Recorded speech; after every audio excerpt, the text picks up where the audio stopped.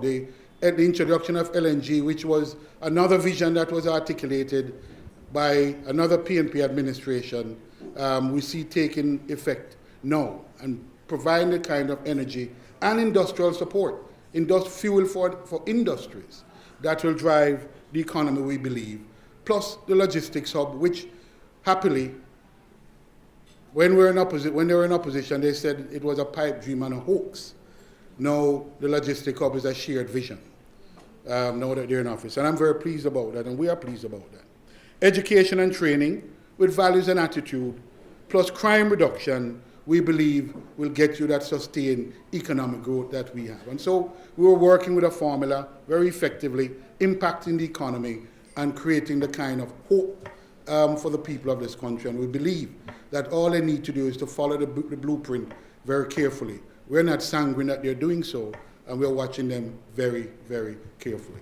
There is a sense that there are some huge deficits, some huge gaps, some failings in our country that need to be urgently addressed, lest they overwhelm us as a country.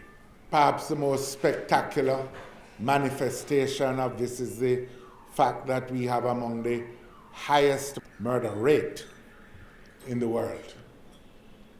It was trending down in the previous 4 years. It is now trending up again. But then and now, and even before, it was too high. And there's the question of that has been posed. Have we reached that tipping point where it's going to be impossible to reverse it? I don't share that view, but suffice it to say that in 1980, when we had 800 murders, the country was appalled. We are complacent sometimes in the face of twice that number, and there doesn't seem to be any need to offer a plan. Poverty rates. We have, by official numbers, 20% of our population, 1 in 5, live below the poverty line. And that's not counting the people who are on the edge of that poverty line, who can't contemplate any crisis in life. 50% of each age cohort leaving school leaves without any certification adequate to take an effective place in the modern world of work. That is to say, they leave without the basic matriculation standards to go on to tertiary education. No maths, no English.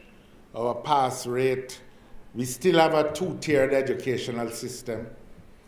There are some schools, by and large the so-called traditional schools, who routinely pass 80% or more of the students getting 5 CXC, CSEC, including maths and English, places like Monroe, Hampton, Manchester, and others, the so-called non-traditional, which for the most part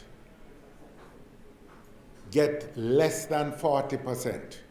And in some cases, if you look at the maths passes in some of the non-traditional, you are oftentimes in single digit. In a world that is being described as being knowledge-driven,